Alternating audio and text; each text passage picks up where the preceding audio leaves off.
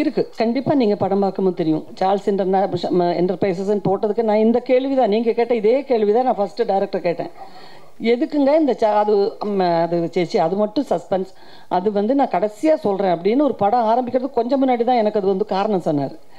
So அது உங்களுக்கு புரியும். பிகாஸ் அதுவே வந்து ஜாதிக்கும் மதத்துக்கும் உறவுக்கும் சம்மந்தமே இல்லைங்கிறது ஒரு மெசேஜ் ஆகணுங்கிறது தான். நம்ம வாழ்க்கையில் நமக்கு நல்லது செய்கிறவங்க யாருங்கிறத நமக்கு தெரியாது. ஸோ என்னை பொறுத்த வரைக்கும் இன்றைக்கி சினிமாவில் மட்டும்தான் ஜாதி கிடையாது, மதம் கிடையாது, மொழி கிடையாது, எதுவுமே கிடையாது. அந்த விதத்தில் நாங்கள்லாம் புண்ணியம் பண்ணியிருக்கோம். ஸோ எல்லாருமே வாங்க, எந்த பிரிவிலையாவது சினிமாவில் வந்து வேலை செய்யுங்க. நம்ம மனசில் இருக்கிற பலவித குழப்பங்களுக்கு ஒரு தீர்வா. இது எல்லாமே வேஸ்ட்டு. எல்லாம் ஒன்றா இருந்து எல்லாம் சந்தோஷமாக போயிட்டு போகிறோம். வாழ்க்கை எவ்வளோ நாளைக்கு நமக்கு தெரியாது. ஸோ அந்த ஒரு நல்ல மெசேஜை சொல்லணுங்கிறதுக்காகவே ஒரு எங்கேயோ ஆரம்பித்த அந்த கதை வேறு ஒரு கேரக்டர் மூலியமாக போய் அந்த ஒரு முடிவில் வரும். அந்த சஸ்பென்ஸ் தான் நீங்கள் படத்தில் பார்த்து தெரிஞ்சுக்கணும். ஊர்வசி மேடம், ஓ இங்கே ஓகே ஓகே ஓகே. ஒரு காலத்தில் தமிழ் சினிமாவில் காமெடி ரொம்ப நல்லா இருந்தது. இல்லை ஸ்பெஷலாக வந்து ஆச்சி மனோரமா, கோவை சர்லா, நீங்கள் எல்லாம் நல்லா அருமையாக காமெடி பண்ணீங்க. இப்போ உள்ள வந்து அந்த காமெடியே இல்லை. எஸ்பெஷலாக அந்த ஹீரோயின்ஸ்க்கு லேடிஸ்க்கே காமெடி இல்லையே, என்ன காரணம் எனக்கு? ஹீரோயின்ஸ் காமெடி பண்ணணும் அவங்க விரும்பி எடுத்துக்கிட்டால் தான் உண்டு. மற்ற மாதிரி நம்ம இப்போ வந்து ஒரு கிளாமரஸ் ட்ரெஸ் போடுற மாதிரியோ இல்லை ஒரு சீரியஸ் கேரக்டர் மாதிரியோ ஹீரோவோட கட்டிப்பிடிச்சி ஒரு டூயட் சாங் பாடுறது அப்படிலாம் மாதிரி இல்லை காமெடி. எனக்குள்ளே அது இருந்துச்சுன்னு நான் கம்பல் பண்ணி கொண்டு வந்தேன். முந்தான நிமிஷம் கூட பார்த்தீங்கன்னா உள்ளே படினா டப்புன்னு ஒரு நடந்து போவேன். ஸோ அது யாரும் சொல்லிக் கொடுக்கல, அவர் நான் பண்ணோன்னே அதை ஓகே பண்ணிட்டாரு. ஸோ நம்ம பாடி லாங்குவேஜில் கூட அந்த ஹியூமருங்கிறது ரொம்ப முக்கியம். ரொம்ப ஒரு கஷ்டமான ஒரு விஷயம் அது. அதில் அவங்கவுங்க உணர்ந்து அதை பெர்ஃபார்ம் பண்ணதான் கொஞ்சம் ஸ்மார்ட் கேரக்டர்ஸ். இப்போது எனக்கு சொல்லணும்னு இப்போ லைலா கொஞ்சம் லாங் லைஃப்பில் எங்கள் தமிழ் இண்டஸ்ட்ரியில் இருந்திருந்தார் பிரமாதமாக பண்ணியிருப்பாங்கன்னு நான் நினைக்கிறேன். ஆமாம், லைலாக்கு அந்த நல்ல ஒரு டேஸ்ட் இருந்துச்சு. சின்ன சின்ன எக்ஸ்பிரஷன்ஸ் வச்சு நம்மளை வந்து ரசிக்க வைக்கக்கூடிய ஒரு திறமை இருந்துச்சு. ஸோ ரொம்ப ரேர் அது. அது நம்மளாக ஆசைப்பட்டு இப்போ என் கூட நிறைய பேர் ஆர்டிஸ்ட்டுக்கு என் கூட வந்து ஹீரோயின் சொல்லுவாங்க, உருசி நல்ல ஹியூமர் படம் வரும்போது கொஞ்சம் நானும் ஒர்க் பண்ணுறேன், எனக்கு ரொம்ப பண்ணணும்னு ஆசை இருக்கும். பட் இப்போது நம்ம எத்தனை பேர் காமெடி பண்ணிட்டா நீங்கள் ஒத்துப்பீங்கிறது தெரியல எனக்கு. இப்போ நான் ஒரு ப்ரோக்ராம் பண்ணியிருக்கேன் லிம்கா புக் ஆஃப் ரெக்கார்ட்ஸுக்காக. டேக் இட் ஈஸி ஊர்வசின்னு ஒரு ப்ரோக்ராம் பண்ணேன். அதில் சட்டையராக நிறைய பேரை இப்போ ஈவன் அரசியல் தலைவர்களை லாலு பிரசாத் யாதவ் மாதிரி அப்படியெல்லாம் மீசெல்லாம் ஒட்டி வச்சு நான் உட்காந்து செல்லுங்கப்பா கே போலா அப்படி இப்படி பேசியிருப்பேன். பட் யாருமே அதை கண்டுக்கலை, சிரிச்சு விட்டுட்டாங்க. பட்டு மற்றவங்க பண்ணால் எப்படி நீங்கள் ஏற்றுப்பீங்கன்னு தெரியாது. என்னமோ என் மேலே ஒரு பரிதாபமோ என்னமோ. என்றும் உங்கள் ஆதரவை நாடும் ஊர்வசின்னு ஃபஸ்ட்டு படத்தில் சொன்னதுனாலே என்னமோ நம்ம ஊர் தானேப்பா விட்டுருப்பா அப்படின்னு என்ன விட்டுட்டீங்க. பட் எல்லாரும் காமெடி பண்ணால் நீங்கள் விட மாட்டீங்கல்ல, அதுதான் ரீசன் நினைக்கிறேன். மேடம், ஓ இதில் வந்து இந்த கதாயுதம் வச்சுருக்கீங்க கையில். கதாயுதம் இங்கே இங்கே இங்கே கேட்குறேன். ஓகே, அங்கேயா இருக்கு தலைமையில லைட்டு. ஓகே ஓகே ஓகே, பரவாயில்ல சொல்லுங்க சார். கதாயுதம் வச்சிருக்கீங்க, ஒரு நிழற்குள்ள இருந்து ஒரு அசரீரி சொல்லுங்க. ஆமாம் ஆமாம் ஆமாம். அந்த கதாயுதம் வந்து நம்ம இதில் வந்து ஆஞ்சநேயர், பீமன், யமதர்மன் இப்படி வச்சிருப்பாங்க. நீங்க இதுல யமதர்ம ராணியா இல்ல அந்த மாதிரி ஏதாவது? ஏன் சார் உங்களுக்கு உடனே ஃபர்ஸ்ட் யமதர்ம ராணி நீங்க ஃபர்ஸ்ட் வந்து நீங்க விநாயகரா ஆஞ்சநேயர் கேட்டது சொல்லி இருக்கணும் சார். ரொம்ப ரொம்ப குசும்பு பிடிச்சவரா இருக்கீங்க. உங்க பேர் சார்? என் பேர், நான் உங்களை பேட்டி எடுத்திருக்கேன் ஜெமினி சினிமாவுக்கு. கார்த்திக். புரிஞ்சுக்கிட்டேன். அண்டர்ஸ்டாண்ட். அதனால தான் இருக்கு சார். யமதர்ம அதுவா அந்த யமதர்ம என்ன சொன்னீங்க? யமதர்ம ராணி அந்த மாதிரி ஒரு கேரக்டர் வரும் ஆசைப்படுறோம். அதுலேயும் ஒரு காமெடி சூப்பராக வரும் சார். அந்த மாதிரி ஒரு படம் வரட்டும் இயக்குநர்கள் கவனத்திற்கு. நான் பண்ணலாம். பட் இது அப்படி இல்லை. இது என்னென்னா பக்திங்கிற பேரில் இந்தம்மா டுபாக்குரா யாராவது ஒரு கதையை கொடுத்துட்டு மேடம் அம்மா நீங்கள் வந்து இதில் வந்து சாமி வரும் இப்படி சொல்லட்டுங்கன்னு சொன்னால் காலையில் விடிட்டு நேரத்தில் அதாவது 2 மணி 3 மணிக்கு எழுந்து மொட்டை மாடியில் போய் அந்த இதெல்லாம் பண்ணுவாங்க. ஸோ ஒரு மூட நம்பிக்கை இல்லை, ஒரு மடத்தனமான நம்பிக்கைகள் அவங்க வச்சுருக்காங்க. அப்படிங்கிறதுக்காக தான் அந்த ஒரு இது யாரோ ஆன்லைனில் சில இதெல்லாம் கிடைக்குமே, இந்த வச்சிங்கன்னா இந்த செயினை போட்டிங்கன்னா உடனே வழியிலேருந்து 10,000 ரூபா உங்களுக்கு கிடைக்கும். அப்புறம் இந்த மோதிரம் போட்டு போனீங்கன்னா ஸ்டீஃபன் ஸ்பில்பர்க் உங்களை ஹீரோயினை வச்சு படம் பண்ணுவாங்க. சிலதெல்லாம் நான் கூட வாங்கியிருக்கேன். என்ன தப்பா மேடம்? அப்படி ஏதோ ஒண்ணுதான் உங்களுடைய. ஏன்னா இப்ப நான் உங்களை பேட்டி இருக்கிறப்ப ரொம்ப சின்ன பையனா இருந்தேன். ஒரு சின்ன பையனா இருந்தேன். இப்ப இளமையாவே இருக்கீங்களே. அப்புறம் என்னமோ நீங்க வந்து தொட்டில கிடக்கிற சிசு மேடம் இப்ப இப்படி ஆயிட்டேன். ஆனா நீங்க வந்து இளமையாவே இருக்கீங்க. அந்த இளமையின் ரகசியம் எங்கயா முகத்தை காட்டுங்கய்யா. ஓகே ஓகே ஓகே சொல்லுங்க. இளமையின் ரகசியம் சொல்லுங்க மேடம். இளமையின் ரகசியமா, சிரிக்கக்கூடிய எந்த தருணத்தையும் நான் சும்மா விடுறதில்ல. அது எந்த மேடையோ எந்த இடமோ இது எதுவுமே விடுறதில்ல. யாராவது சிரிக்க வச்சாங்கன்னா சிரிப்பேன். அந்த சிரிப்பு மட்டும்தான் அந்த உலகத்தில் காசு கொடுத்து வாங்க முடியாது, யாருக்கும் நம்ம வந்து இனாமாவும் கொடுக்க முடியாது. ஸோ சிரிச்சுக்கிட்டே இருக்க முடிஞ்ச வரைக்கும். ரொம்ப டீசெண்டாக இருக்கிறமேனு அந்த 3 பல்ல மட்டும் காமிச்சு அப்படி சிரிக்காதீங்க. இப்போ கூட பாருங்க, நம்ம குரு சார் வந்து எல்லாம் அழகாக பேசுகிற கடைசியில் அப்படின்னு பாருங்க அங்கே நிற்கிறார். அதுதான் இளமை ரகசியம். சொல்லுங்க அப்புறம். எஸ்,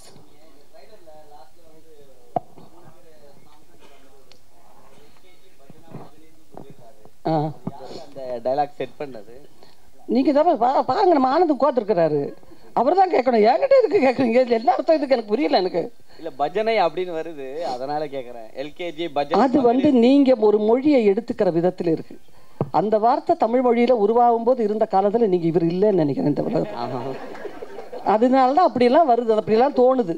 அந்த காலத்தில் அந்த மொழி வந்து கடவுளால் வந்து ஒரு டிவைனிட்டியை சார்ந்த வார்த்தையாக இருந்தது. இன்றும் புத்தகமளவில் அப்படித்தான் இருக்கிறது. பல வார்த்தைகளை நீங்கள் வந்து வேறு விதமாக மாற்றிக்கொண்டு நடைமுறைப்படுத்திக் கொண்டிருக்கிறீர்கள். அது தவறு. இந்த question no no no don't care no no no கட்டு நோ டிவியில் வரக்கூடாது. ஓகே, அப்புறம் கலை சார் கிட்ட கேட்கலாம். கலை சார்ட்ட கொடுங்க. கலை சார், தமிழ்லேருந்து இப்போது மலையாளத்தில் அதிகமாக படம் வந்துகிட்டே இருக்கு உங்களுக்கு. ஸோ எப்படி இருக்குது அங்கே? ஸ்டோரிஸ்லாம் பயங்கர வெயிட்டாக இருக்கும்னு சொல்லியிருக்காங்க. தமிழை விட அங்கே நல்லா இருக்கா? கதைக்களம் ஸ்டோரிஸ்லாம் கதைக்களம் அப்படி இருக்கும், அதுக்குள்ளேயே போகிற மாதிரி. ஏன்னா இங்கே ரஞ்சித் சார் கூட பண்ணியிருக்கீங்க. ஸோ இப்போ மலையாளத்தில் போகும்பொழுது எப்படி இருக்குது? உங்களை எப்படி அவங்க ட்ரீட் பண்ணுறாங்க? நல்லா ட்ரீட் பண்ணுறாங்க. இல்லை, உண்மையாகவே ரொம்ப சந்தோஷமாக தான் இருந்தது அங்கே. சூப்பராக. எனக்கு ரொம்ப பிடிச்ச ஒரு வார்த்தை வந்து ஈக்குவாலிட்டி. ஸோ அது மலையாள இண்டஸ்ட்ரியில் ரொம்ப நிறையவே பார்க்கலாம். ஜெனுவனாக சொல்லணும்னா ஜாலியாக ப்ரொடியூசர் வருவார், வந்து சேட்டை அழகாக வந்து டீ மாஸ்டர் கூட வாயில் ஒரு பீடியை வச்சுட்டு இருக்கி கட்டணும் உட்கார அப்படி.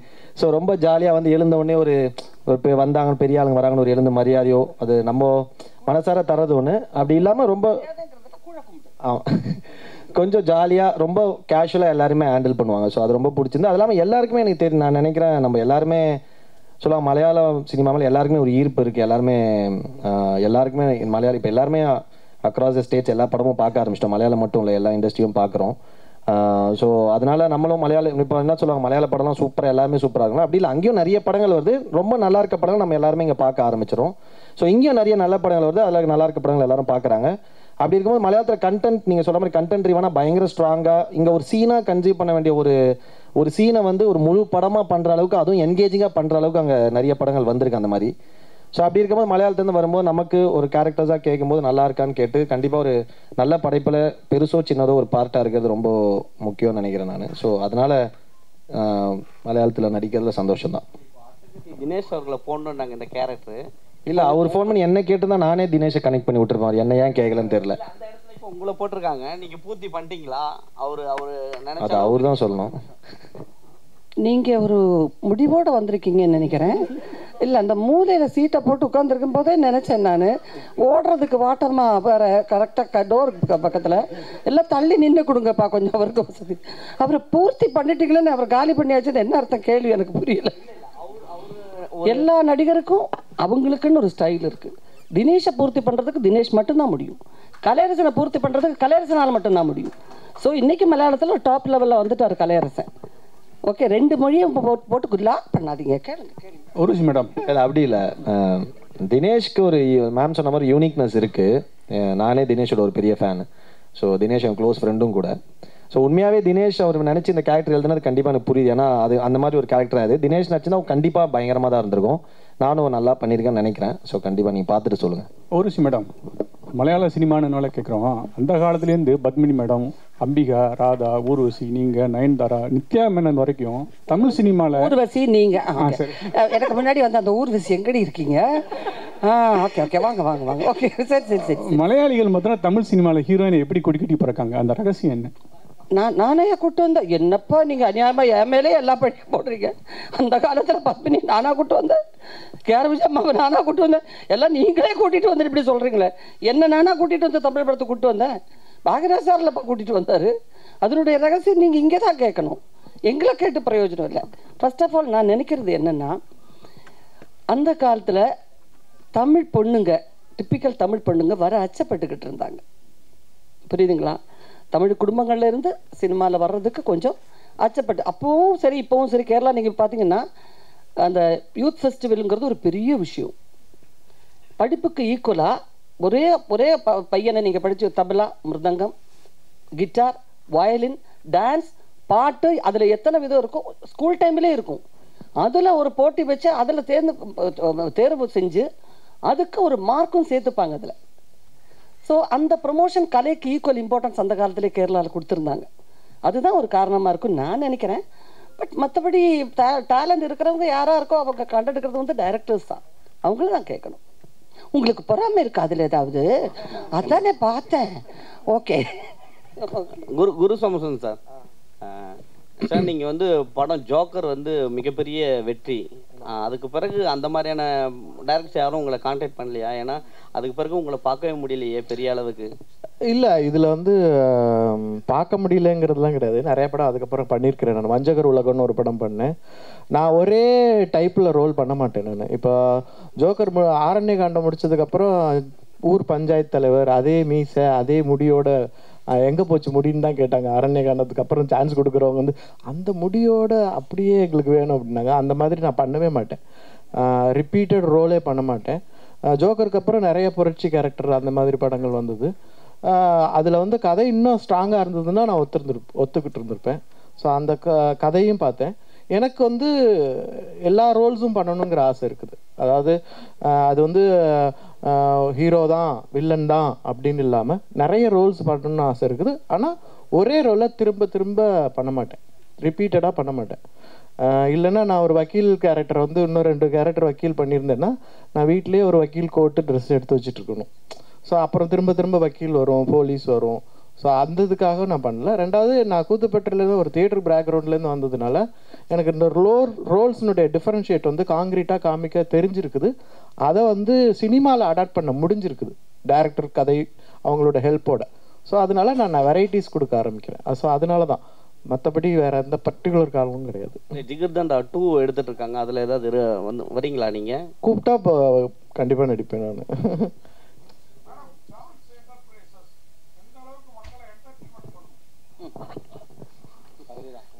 என் ஃப்ரெண்டு தான் இல்லையா? பழைய நண்பர்களை பார்க்குறப்ப சந்தோஷம். அது உரிமையோட கேட்குறாங்களா? அது இருட்டில் போய் உட்காந்துட்டு வாட்டமாக கேட்குறாரு. இல்லை, சார்ல்ஸ் வந்து எல்லா படங்களும் நம்ம எல்லாருக்கும் பிடிக்கும் தானேங்க எடுக்கிறோம். பட் அதில் என்னென்னா, நம்ம வந்து 10 பைசா செலவு இல்லாமல் நம்ம உட்காந்து ஜோக் அடிக்கிற மாதிரி இல்லை படம் எடுக்கிறதுக்கு. எத்தனையோ கோடி, அப்போல்லாம் லட்சமாக இருந்துச்சு, இப்போ கோடி. அதில் வந்து நாங்கள்லாம் அதுக்கு ஒரு என்டர்டெயின்மெண்ட் நல்லா கொடுக்கணுங்கிறதுக்காக ஒரு முயற்சி எடுத்துருக்குறோம். இது என்னென்னா, ஒரு பக்கத்து ஸ்டேட்டில் இருந்து ஒருத்தர் நம்ம மொழிக்கு, அதாவது நம்ம ஒரு தமிழ் ரசிகராக இருந்து தமிழில் ஒரு படம் பண்ணணுன்னு ஆசைப்பட்டு அது ஸ்கிரிப்டிலே ஒரு பாதி ஸ்கிரிப்ட் தமிழ்லேயே எழுதி அவருக்கு தெரிஞ்ச தமிழில் அதை நமக்கு ஒரு ரைட்டரை வச்சு அவர் மனசில் உள்ளதெல்லாம் இப்படி இருக்கணும்னு சொல்லி அந்த மாதிரி கேரக்டர்ஸை டெவலப் பண்ணி அவர் வந்திருக்கிறாருன்னா நிச்சயமாக அது உங்களுக்கும் பிடிச்ச மாதிரி கொஞ்சம் இருக்கும் இல்லைங்களா அதில். ஸோ கண்டிப்பாக அது இருக்கும் டெஃபினட்டாக. அந்த இந்த படம் நான் மலையாளமும் நான் தான் பேசியிருக்கேன், தமிழும் நான் தான் பேசியிருக்கேன். அந்த பேசுகிறப்பவே நமக்கு ஐயோ இது தமிழில் மட்டும் எடுத்துகிட்டு மலையாளத்தில் டப்பிங் பண்ணியிருக்கலாமோ அப்படின்னு நமக்கு தோணி இருக்கு. ஸோ அப்படி ஒரு ஐடியா முதல்ல இருந்துருச்சுன்னு சொன்னால் இவங்க கேரக்டர்ஸ் எல்லாம் இன்னும் கலை character of course as it is இருந்த மாதிரி தான். குருசாருக்கும் எனக்கும் இந்த படத்தில் என்ன பிரச்சனை ஆகி போச்சுன்னா, நிறைய சீன்ஸ் இருந்துச்சு, அவர் ரொம்ப பிஸி. ஒரு பக்கம் நானும் வேறு படங்களுக்கு போகணும்னு பிஸி. ஸோ அந்த நேரத்தில் கோஆர்டினேட் பண்ண முடியல சரியா. அதனால் இதில் கிட்டத்தட்ட ஒரு பாதி சீன்ஸுக்கு மேலே எடுக்க முடியாமல் போயிருக்கு. எங்களுடைய ஃபேமிலி சீன்ஸு, ஃப்ளாஷ்பேக் சீன்ஸு அதெல்லாம் ஷூட் பண்ண முடியாமல் சும்மா ஒரு வரியில் வார்த்தையில் விட்ட மாதிரி இருந்துச்சு. அதர்வைஸ் நல்லா தான் இருக்கும்.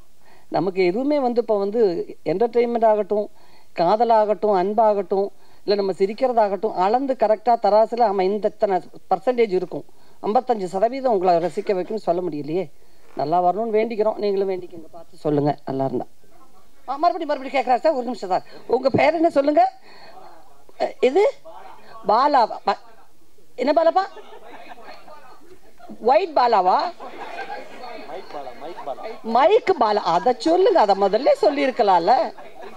பைட் பாலா, அதை இது குட்டி குட்டியா போட்டுருவீங்க, டக்கு டக்கு நங்கங்க ஒட்டையா. கேள்வி இல்லாம பதில் போட்டீங்க, நங்குன்னு குட்டிடுவேன் எங்கேயாவது பார்த்தா. பேர் கேட்டு வச்சுட்டேன்.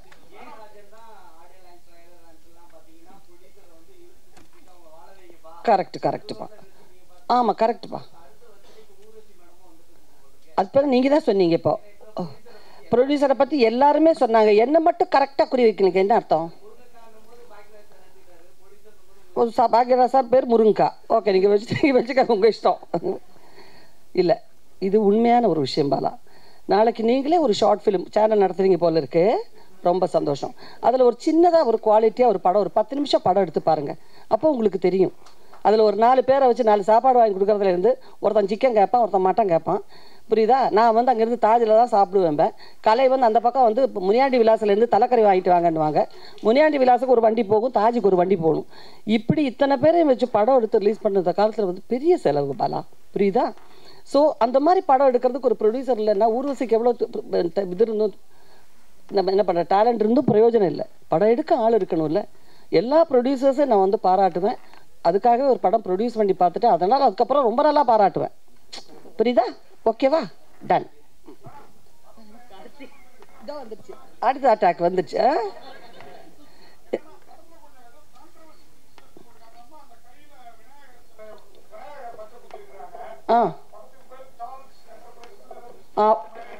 ஓ ஐயோ, இந்த ஆங்கிளில் நாங்கள் யாருமே பார்க்கல. இது கண்டிப்பாக பார்க்கவே இல்லை. நீங்கள் ரொம்ப புத்திசாலி, சமத்து. சயின்ஸுக்கும் ஜியாகிரபிக்கெல்லாம் எத்தனை மார்க் எடுத்தீங்க ஸ்கூலில்? ரொம்ப நல்ல மார்க் எடுத்திருப்பீங்கன்னு நினைக்கிறேன். 6 மார்க்கா? ஆவரேஜா? அந்த மார்க் கிடைக்காத கவலையில் இங்கே வந்து தீர்த்துட்டு இருக்கீங்க. இல்லை, நீங்கள் வந்து வாத்தியார் பையன் வேறையா? வாத்தியார் பேரை நல்ல டான்ஸ்ன்னு சொல்லுவேன். முதலாம் படிச்சல வாத்தியார் பேரை காப்பாற்றிட்டீங்கன்னு சொல்லுவார் சார். நீங்கள் சொன்ன ஒரு ஆங்கிள் கரெக்டு. நீங்கள் ரொம்ப நேரமாக எப்படி கேட்கலான்னு கேட்குறீங்க. இது அதெல்லாம் கிடையாது. நான் தான் சொன்னேனே, அன்புக்கும் நட்புக்கும் எந்த மதமும் இல்லை, மொழியும் இல்லை, ஜாதியும் இல்லை, அரசியலும் இல்லை. அதுக்கு பேர் அன்பு. அது எந்த அரசியலில் இருக்குது? இந்த அன்பு கிடையாது. அப்படி நம்ம சொல்ல முடியுமா? ஒரு குழந்தைய நம்ம பார்க்கும்போது அந்த குழந்தை ரொம்ப சுட்டியாக இருக்கு, ஐயோ அந்த குழந்தை என்ன ஜாதின்னு நான் கேட்போம். ஐயோ யார் அதோட அப்பா அம்மா எங்கேருந்து வந்துச்சுன்னு தான் பார்ப்போம். நகைச்சுவையும் நட்பும் அப்படி தான் இருக்கணும். அதுக்காக தான் அந்த மாதிரி வச்சுருக்கு. அதில் நான் என்னுடைய கேரக்டர் பார்த்தா உங்களுக்கு தெரியும். இன்றைக்கி கதையோடு இருப்பேன், நாளைக்கு வந்து சூலாதாரியாக எப்படி நிற்பேன், நாளைக்கு வந்து பாறாங்கல்லோட நிற்பேன். அப்படி ஒரு கேரக்டர் அதை பார்த்தா உங்களுக்கு புரியும். இன்னும் என்ன கொஸ்டின் வச்சுருக்கீங்களோ தெரியல. எஸ், ஆன் தட் நோட் ரொம்ப அழகாக வந்து கொஸ்டின் அண்ட் ஆன்சர் செஷன் வந்து முடிஞ்சுது. Thank you so much. படம் வந்து ஜூன் 16th ரிலீஸ் ஆகுது. எல்லாரும் போய் தியேட்டரில் பார்த்து சப்போர்ட் பண்ணணும். ஒரு குரூப் ஃபோட்டோக்கு டீம் நின்றுட்டிங்கன்னா